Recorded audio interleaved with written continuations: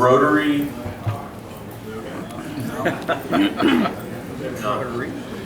Youth Leadership Award. These high schoolers threw me for a loop. Oh, there you are. Did it work? Perfect.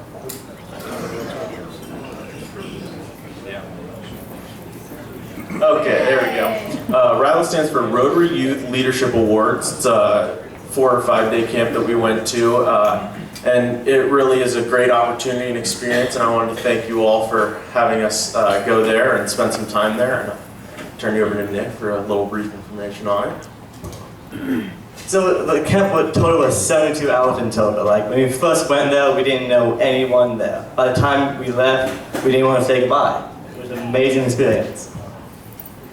Yeah, you get there, you'd meet your roommate, you'd spend a little time, and then it was right into activities. The second you were there till the second you left. And really, they set guidelines for, by 11 you got to be asleep, and by 6 a.m. you got to be awake. And personally, I was up till 2 or 3 in the morning every morning, speaking to my roommate, getting to know him, just spending the time we had there to the best. Yeah, so a lot of it was structured around team building activities and building up and developing your ability to lead a group of people. And the first thing we did, we got there, we went out, we met our groups, we did a little groundbreaking, meet everybody, here's who we are, and then we went outside and did our first group activity, which is you stand on a small tarp, everybody in your group, and you have to, without having anybody step off, flip the entire thing over and stand completely on the other side. So the first thing we did is everybody panicked. And the first thing you learn was to communicate and calm down and assess the situation. And I thought that was a really great start to the whole trip. And to get close fast as well. So one of the next things we do is called pole to the floor. Where basically you get our fingertips, all of us, and lined up to get a pole, and you do get the pole to the floor. Seems easy. No. So when one person would bring it down, one person would bring it up. And so we just keep going up and up instead of going down and down. It took about an hour to get it done. It's terrible. One of the outdoor activities we did is called the spider's web. It's basically a paracord net that's set up about the bottom of about 2 feet off the ground and top of it about 10.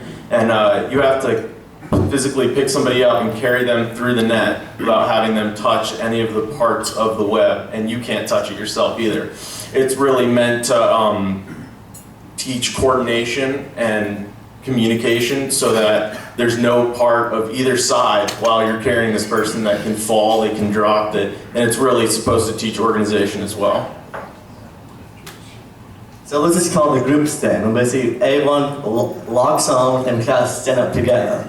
And the problem with this was if someone was stronger than someone else, they would get up right away, and that person would stay on the floor. So like everyone fall over at the same time and stuff.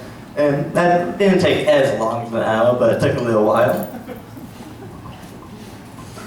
Trust falls were a huge part of what we did.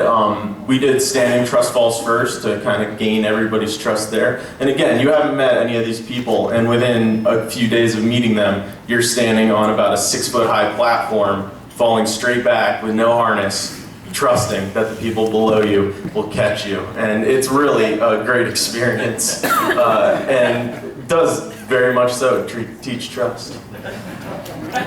So now we're going to another thing, like how to manage conflict and stuff. And so this guy right here is Nabil O'Day. Nabil O'Day has been assisting organizations in managing difficult issues, resolving conflicts, and preventing dispute escalations. In 1993, he founded the Canada-based Center for Conflict Resolution, or CCR.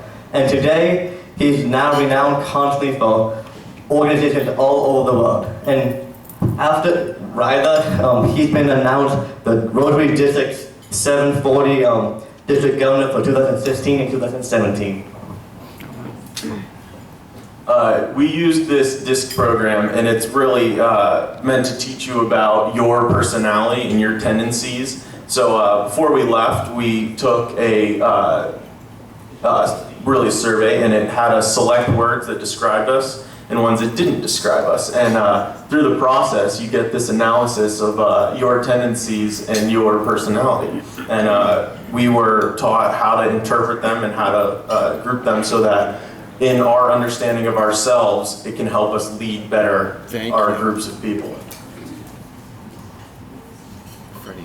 This is my thing, and I'm like, DIG stands for Dominance, Influence, Steadiness, and Confidence, which is what each letter stands for. As you can see, I'm only good at dominance. Anything else is kind of bad. So the next thing I'm talking about is bird type. So why we were there, now Bill has a book with right here. So if you own like a business or something, I recommend giving this to your employees. You'll learn a lot quickly about conflict.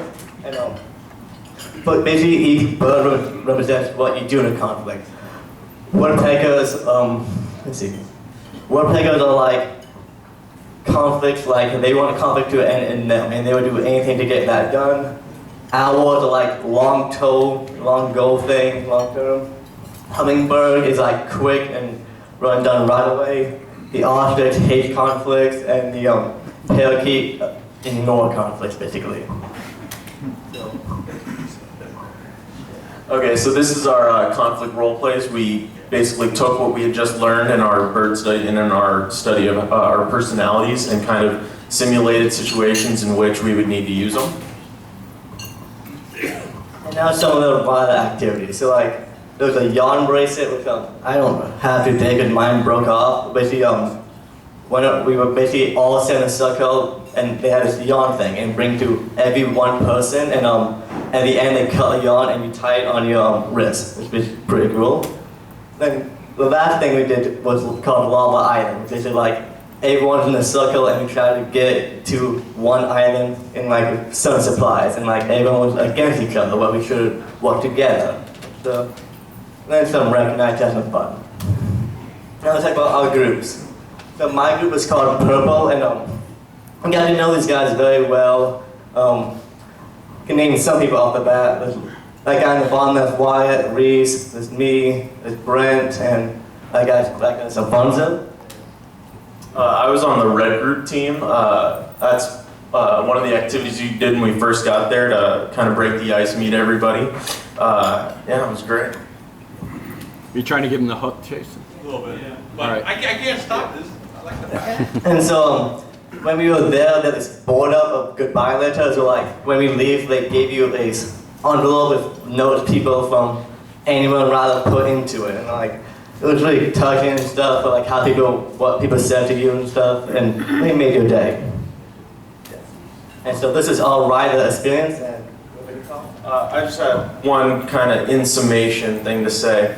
My father has often compared your path in life to an airplane taking off. The captain must be focused and decisive on his actions. The engines are at maximum drive with all of the energy devoted to pushing that plane forward. And when the time comes, there can be no hesitation or wavering along the path, or liftoff will not occur. I think RYLA and the people there are a lot like the control tower of the airport. They enable the pilot for success by preparing him for the path he has chosen. They gather the information and spend the time to ensure the readiness of the pilot. And by the end of the runway has arrived, the pilot is prepared to pull away and guide the aircraft on his own. So I'd like to thank each and every person here for enabling us and providing us with the opportunity to learn and absorb the RYLA experience, so that when it is our time to pull away from the runway, we are ready. Thank you.